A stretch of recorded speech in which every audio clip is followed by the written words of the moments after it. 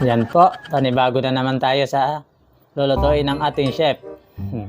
Yan, nilagay sa gilid ng kawali yung ano yun, harina. At sa gilid naman ng kawali, nilagay. Oh, tapos pinirito rin sa gitna. At sari-sari si chef. Sa gilid muna niya nilagay. Tapos magpiprito siya ng isang buong talong. Saka bakit ipit ang gamit, hindi kutsara. Oh, pinirito niya ng buo gamit ang ipit. Kakaiba yun ha.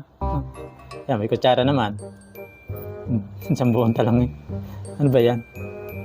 Yang alamang. Aba, nagluluto siya ng alamang. O nilagyan ng pambabad na kalamansi.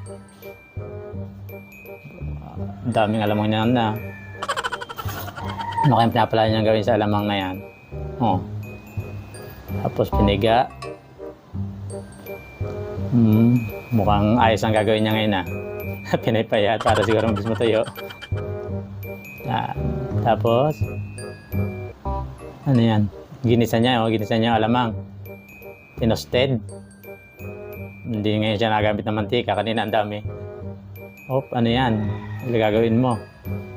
Siguro dyan ilalagay alamang. Gagawa siya ng bikang. Dinurog niya yung harina. Tapos niyadjad.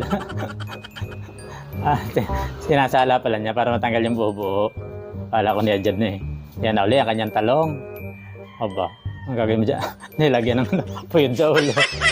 Nilagyan ng pang ipit sa ulo. Talong.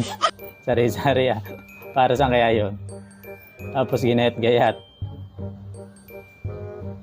Kakaibang kanyang diskarte ng pagluluto ah. Ano yan? Yung alamang kanina. Tapos gagawin dyan, gagawa nga siya ng bikang siguro. Tinimplahan ng pampasarap. Tapos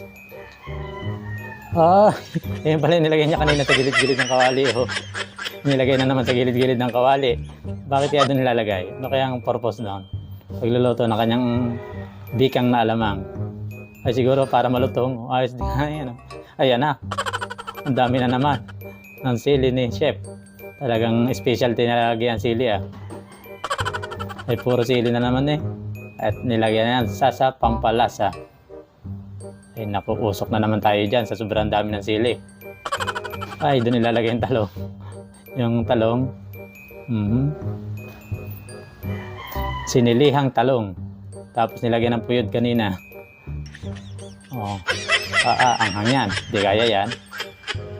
Uy, yan ang masarap. Malutong. Pinirito sa gilid crispy nga. Yan. Pwede na. Sobrang daming sili.